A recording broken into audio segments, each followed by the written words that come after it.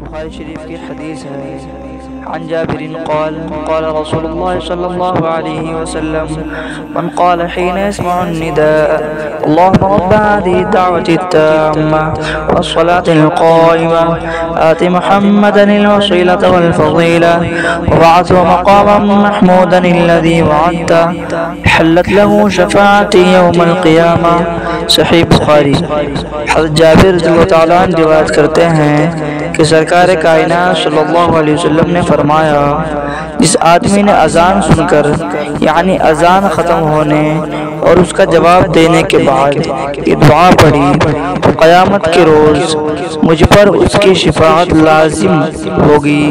دعا یہ ہے، اللہم رب هذه الدعوة التامة والصلاة القائمة آت محمدا الوسيلة والفضيلة وبعثه مقاما محمودا الذي وعدته۔